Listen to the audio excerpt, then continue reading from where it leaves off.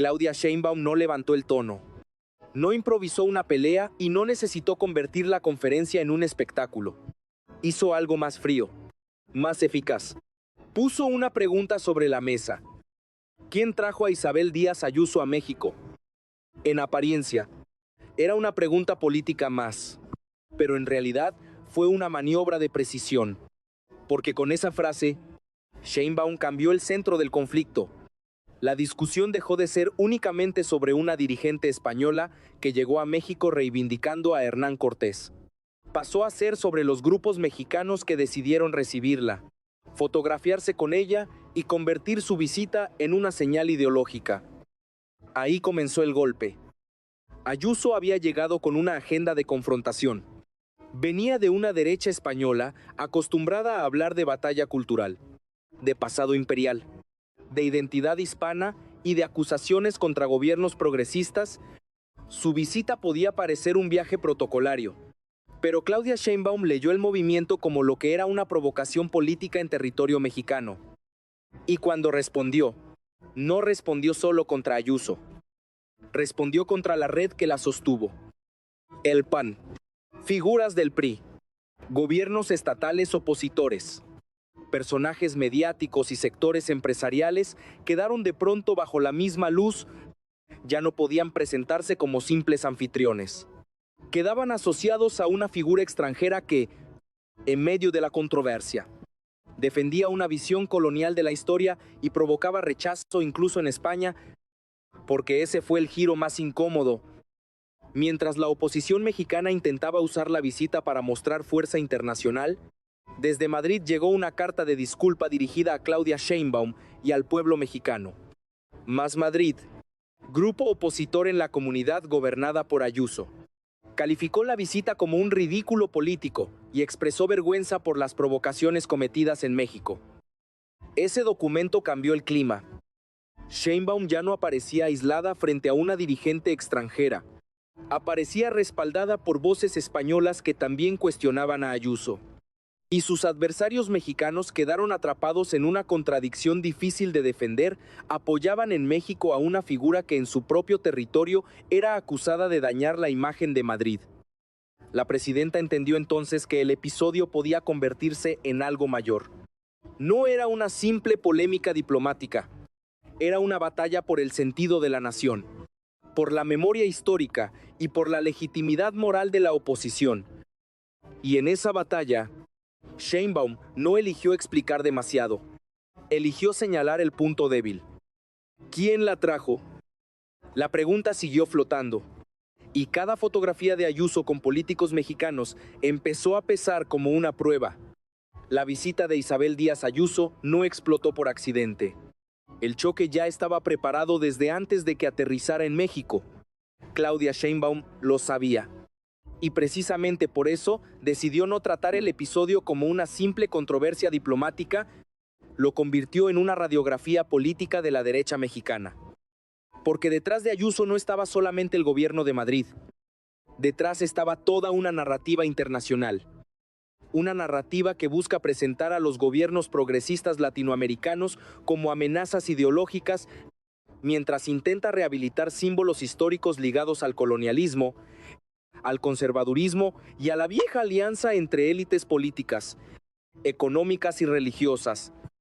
Sheinbaum entendió rápido el mensaje. Por eso nunca respondió únicamente a las frases de Ayuso. Respondió al significado político de su presencia. Y eso cambió completamente el tablero. La presidenta mexicana observó algo que para muchos pasó desapercibido. Los dirigentes opositores mexicanos no recibieron a Ayuso como una visitante cualquiera. La recibieron como un símbolo. Gobernadores, figuras del PAN y sectores cercanos a la derecha mediática se apresuraron a fotografiarse con ella. Querían mostrar afinidad ideológica. Querían enviar una señal de alineamiento internacional. Pero el cálculo comenzó a romperse cuando Ayuso insistió en defender la figura de Hernán Cortés y en presentar la conquista española como un proceso civilizador. Ahí apareció el verdadero problema. México no estaba discutiendo solamente historia, estaba discutiendo identidad nacional. Y Sheinbaum aprovechó exactamente ese punto sensible. En lugar de caer en insultos o responder con nacionalismo exagerado, utilizó una estrategia mucho más peligrosa para sus adversarios, los obligó a definirse. Porque cada político mexicano que aparecía junto a Ayuso empezaba a cargar también con el costo simbólico de sus declaraciones. Ese fue el movimiento central de Sheinbaum. Transformó una visita extranjera en una prueba política interna. La oposición quedó atrapada entre dos escenarios incómodos. Si defendía a Ayuso, parecía alinearse con una visión colonial despreciada por amplios sectores sociales. Pero si se alejaba de ella, reconocía implícitamente que la operación política había sido un error. Mientras eso ocurría, desde España comenzó otro incendio. La carta enviada por Más Madrid no solo criticaba a Ayuso, también desmontaba el relato construido alrededor de su viaje. La calificaban como una figura que utilizaba provocaciones culturales para generar confrontación política. Hablaban de vergüenza internacional, hablaban de ridículo, y hablaban de una derecha obsesionada con enfrentar pueblos para proteger intereses de minorías privilegiadas. El impacto fue inmediato, porque la oposición mexicana esperaba usar la visita como un respaldo internacional, pero terminó viendo cómo sectores españoles se alineaban públicamente con la posición de Claudia Sheinbaum. La presidenta mexicana entendió entonces que el conflicto ya había superado a Ayuso. Ahora se trataba de otra cosa.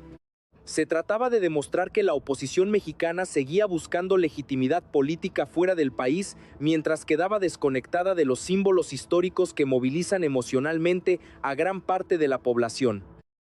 Y ahí Sheinbaum encontró una oportunidad enorme. No necesitó inventar enemigos. Sus adversarios comenzaron a exhibirse solos. Cada imagen de gobernadores mexicanos celebrando a Ayuso empezó a circular como evidencia política. Cada declaración sobre Hernán Cortés se convirtió en combustible para el debate nacional. Y cuanto más intentaban justificar la visita, más reforzaban la narrativa presidencial. Porque Sheinbaum ya había instalado la idea principal, no era una simple visita diplomática, era una alianza ideológica. Y entonces apareció otro elemento todavía más delicado. Desde sectores conservadores comenzaron a acusar al gobierno mexicano de exagerar el conflicto y de utilizar políticamente el nacionalismo histórico. Pero esa respuesta también terminó favoreciendo a Sheinbaum. ¿Por qué? Porque la presidenta jamás se colocó como víctima. Se colocó como intérprete del malestar nacional.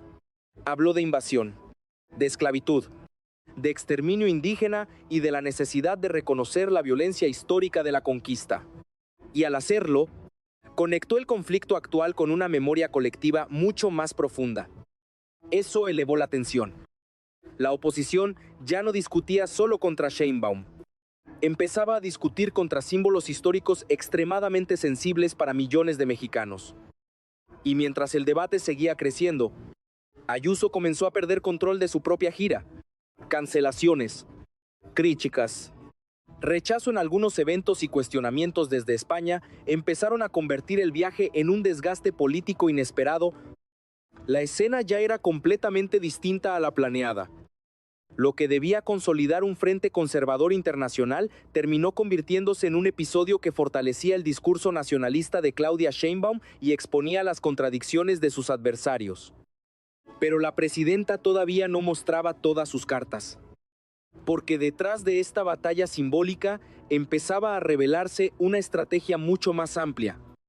Y sus siguientes movimientos iban a empujar el conflicto a un nivel todavía más peligroso. La tensión explotó cuando Claudia Sheinbaum dejó de hablar solamente de Isabel Díaz Ayuso y comenzó a señalar directamente al conservadurismo mexicano.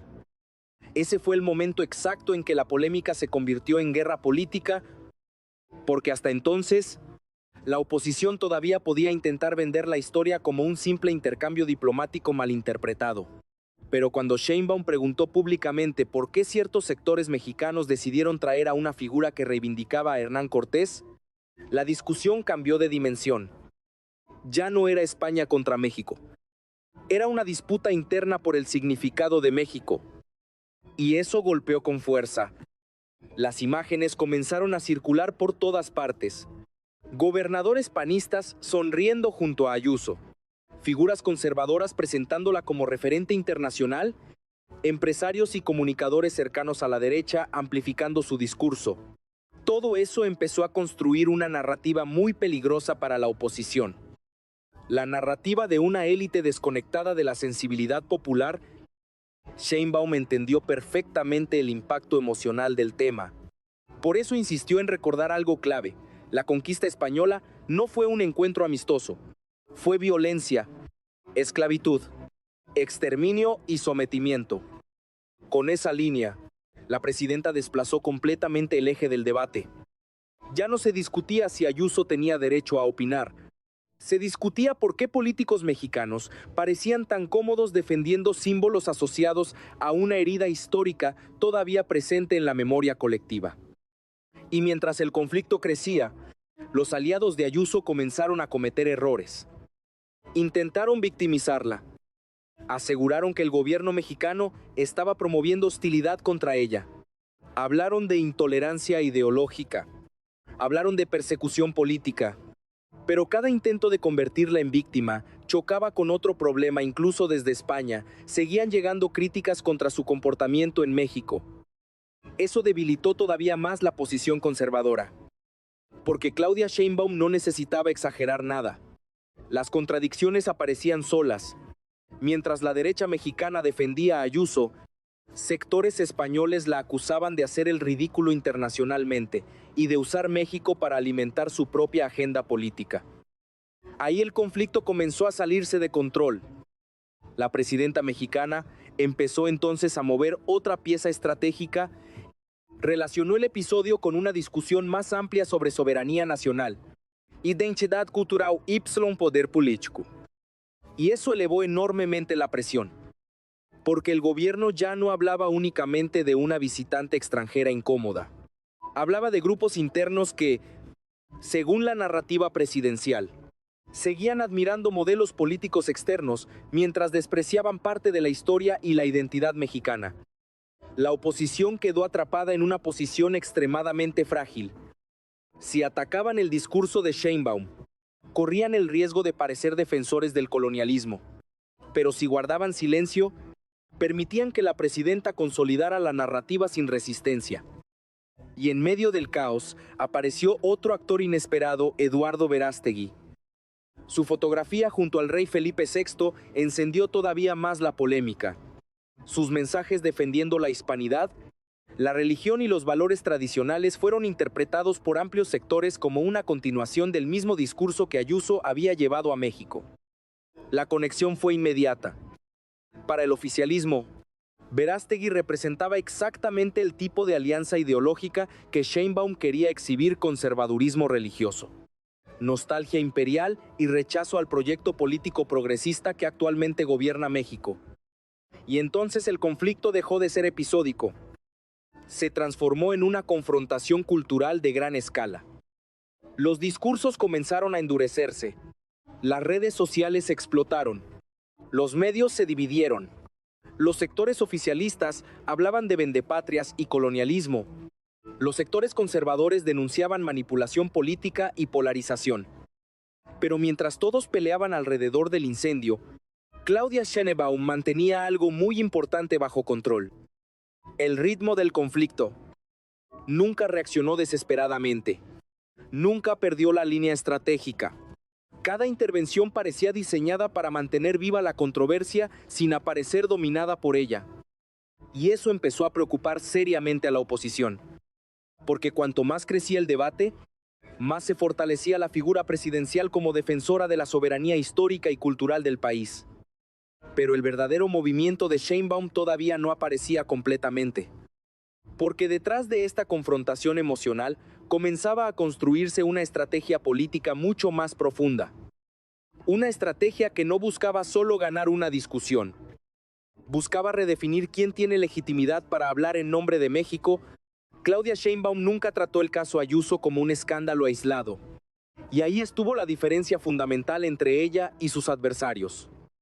Mientras la oposición reaccionaba emocionalmente, intentando defenderse del desgaste mediático, la presidenta comenzó a utilizar la crisis como una herramienta de reposicionamiento político. Porque Sheinbaum entendió algo clave. La batalla no era solamente histórica, era simbólica. Y quien controla los símbolos, controla gran parte de la narrativa nacional. Por eso su estrategia no consistió únicamente en responder declaraciones. Consistió en redefinir el significado completo del conflicto. Cuando habló de Hernán Cortés, no habló solo del pasado, habló del presente, habló de poder, habló de élites, habló de grupos que, según su narrativa, todavía siguen mirando hacia afuera para buscar legitimidad política. Y ahí apareció el verdadero objetivo. No era destruir a Ayuso, era debilitar moralmente a la oposición mexicana. Porque Sheinbaum sabía que el conservadurismo mexicano enfrentaba un problema histórico muy delicado: la percepción de representar a sectores privilegiados alejados de las mayorías populares. La visita de Ayuso le permitió alimentar exactamente esa imagen. Cada fotografía de gobernadores panistas junto a la dirigente española se convirtió en material político perfecto. Cada defensa de la hispanidad alimentó el relato presidencial. Cada intento de minimizar la polémica parecía confirmar que la oposición no entendía el tamaño emocional del conflicto. Y mientras eso ocurría, Sheinbaum mantuvo una postura cuidadosamente calculada. No cayó en insultos abiertos. No convirtió el episodio en una pelea vulgar. Habló como jefa de Estado, pero al mismo tiempo lanzó mensajes capaces de activar emociones profundas relacionadas con la soberanía, la memoria histórica y el orgullo nacional. Ese equilibrio fue extremadamente importante, porque le permitió ocupar dos posiciones al mismo tiempo: la posición institucional de presidenta y la posición emocional de intérprete del sentimiento popular. Ahí empezó a consolidarse la ventaja política. Mientras la derecha intentaba explicar por qué había recibido a Ayuso, Sheinbaum ya estaba jugando en otro nivel. Estaba construyendo un marco narrativo donde el oficialismo aparecía como defensor de la dignidad nacional y la oposición aparecía asociada a una visión colonial, elitista y desconectada. Eso cambió completamente la correlación del debate. Y entonces apareció otra capa estratégica todavía más profunda. La presidenta comenzó a relacionar indirectamente este episodio con el proyecto político de la Cuarta Transformación. No necesitó mencionarlo todo el tiempo. Bastaba el contexto, bastaba la narrativa, bastaba el contraste entre un gobierno que habla de soberanía popular y una oposición que termina abrazando símbolos asociados a viejas jerarquías históricas. La confrontación dejó de ser accidental. Se convirtió en una batalla ideológica perfectamente útil para Sheinbaum. Además, había otro elemento extremadamente importante: el tiempo político. México entraba en una etapa donde el oficialismo necesitaba mantener movilizada emocionalmente a su base social. Y el caso Ayuso ofrecía exactamente eso. Un conflicto fácil de entender, altamente emocional, con símbolos históricos potentes y con adversarios visibles.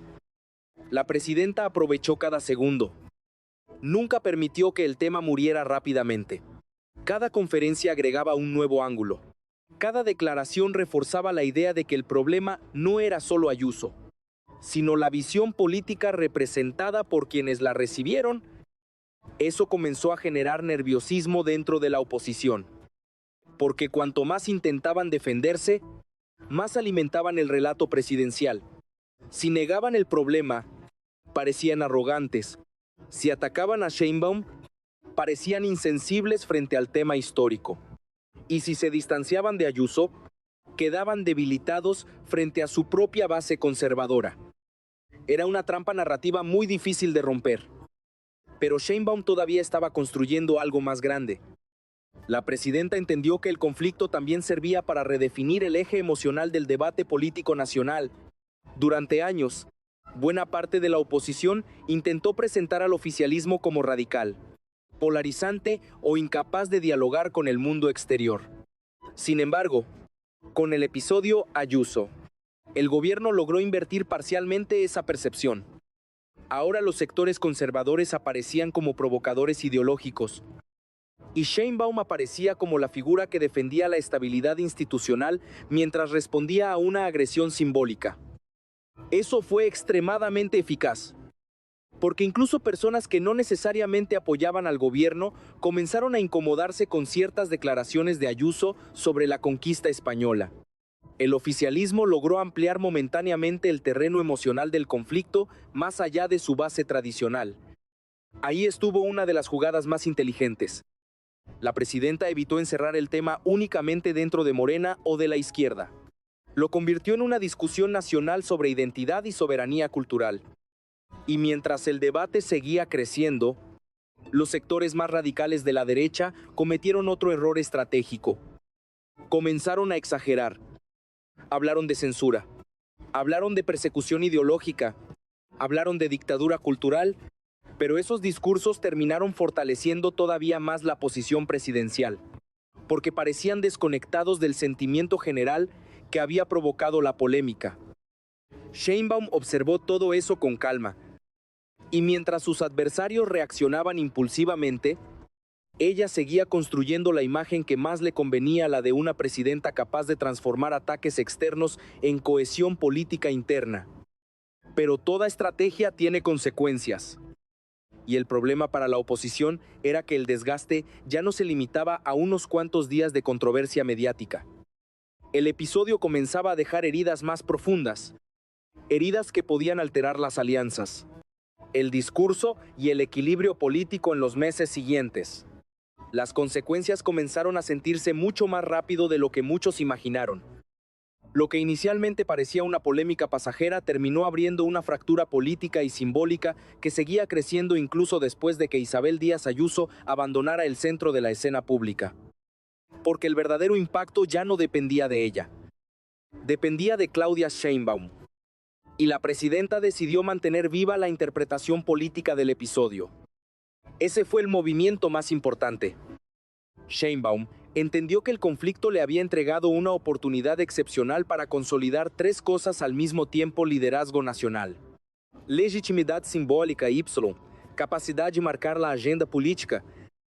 Mientras la oposición intentaba cerrar el tema, el oficialismo seguía utilizándolo para reforzar una narrativa más amplia sobre soberanía, memoria histórica y confrontación contra las élites conservadoras. Y el efecto empezó a notarse. Sectores opositores comenzaron a incomodarse internamente. Algunos dirigentes entendieron demasiado tarde que la fotografía con Ayuso había resultado mucho más costosa de lo previsto. Otros intentaron bajar el tono. Algunos incluso dejaron de mencionar el tema públicamente. Pero ya era tarde. Las imágenes seguían circulando. Y en política, las imágenes suelen sobrevivir más que las explicaciones. Ese fue uno de los mayores triunfos estratégicos de Sheinbaum. No necesitó perseguir a sus adversarios. Los dejó atrapados dentro de una narrativa visual extremadamente difícil de desmontar. Gobernadores mexicanos apareciendo junto a una figura extranjera acusada de reivindicar el colonialismo. Ese material era demasiado poderoso emocionalmente. La presidenta además logró otra cosa importante. Convirtió una discusión histórica en una herramienta de cohesión política. En un momento donde el país enfrentaba múltiples tensiones de seguridad, economía y polarización, el gobierno encontró un conflicto capaz de reorganizar emocionalmente a buena parte de su base política alrededor de un tema identitario. Eso fortaleció temporalmente la posición presidencial y al mismo tiempo debilitó el margen de maniobra de la oposición. Porque cada vez que intentaban responder, terminaban reactivando la controversia. Cada declaración conservadora generaba nuevas reacciones. Cada intento de minimizar el problema parecía confirmar la desconexión emocional entre ciertos sectores opositores y una parte importante de la opinión pública. Pero había algo todavía más delicado. El episodio comenzó a proyectar consecuencias internacionales. Las críticas desde España contra Ayuso mostraron que la división no era únicamente mexicana. También revelaban una batalla ideológica dentro del propio espacio político español. Y Sheinbaum aprovechó eso cuidadosamente. Nunca presentó el conflicto como una pelea contra España. Lo presentó como una confrontación contra sectores ultraconservadores específicos. Esa diferencia fue clave, porque le permitió evitar un choque diplomático mayor mientras mantenía intacto el capital político interno del conflicto. Y mientras todo eso ocurría, surgía otra preocupación para la oposición mexicana: el temor de que Sheinbaum estuviera perfeccionando una fórmula política extremadamente eficaz, una fórmula basada en transformar provocaciones externas en legitimidad interna. Eso empezó a inquietar seriamente a sus adversarios, porque si la presidenta lograba repetir ese patrón en futuros conflictos, podría fortalecer enormemente su capacidad de liderazgo político y emocional, especialmente en un escenario donde el oficialismo necesita mantener movilizada a su base social durante los próximos años. La derecha comenzó entonces a enfrentar una pregunta incómoda. Habían subestimado a Sheinbaum. Durante mucho tiempo, parte de la oposición intentó construir la imagen de una presidenta dependiente políticamente del legado de López Obrador.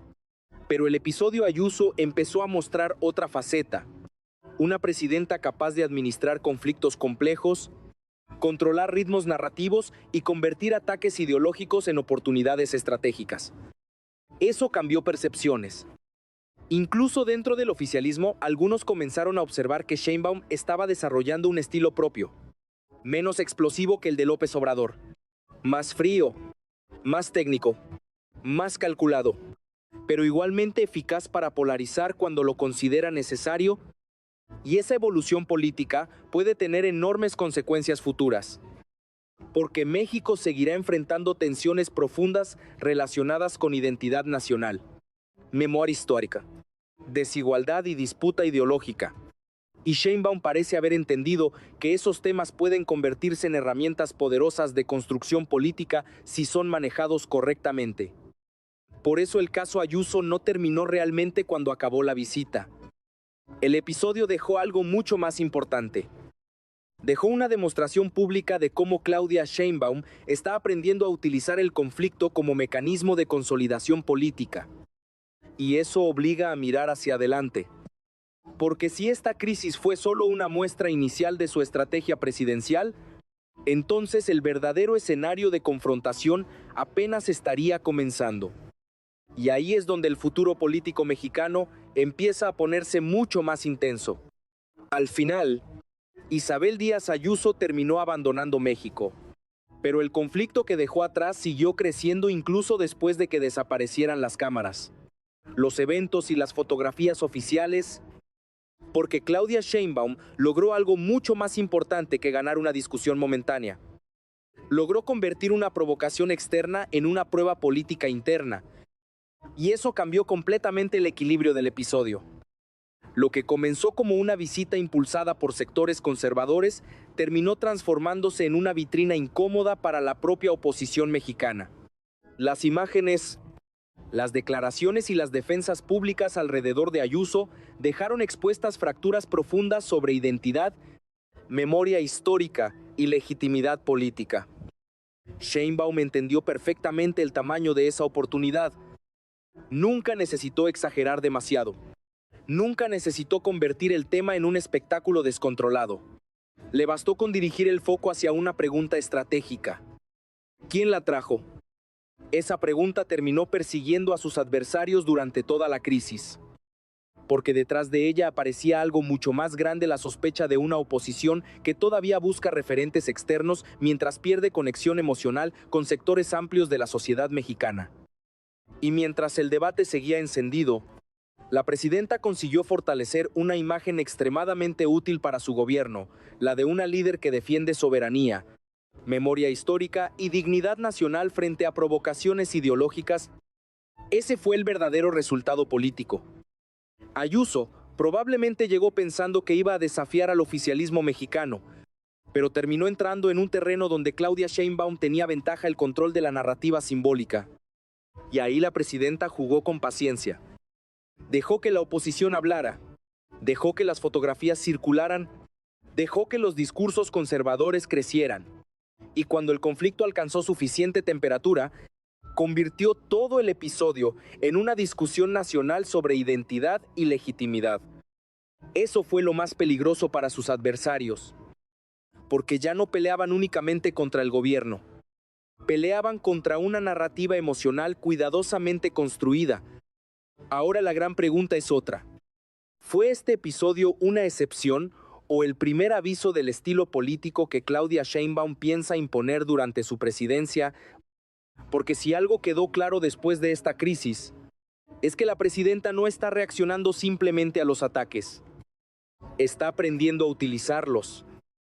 Y si logra perfeccionar esa estrategia, entonces cada provocación futura podría convertirse en combustible para fortalecer todavía más su poder político. Ahí está el verdadero giro de esta historia. No se trataba solo de Isabel Díaz Ayuso. Se trataba de descubrir cómo Claudia Sheinbaum piensa pelear las batallas que vienen,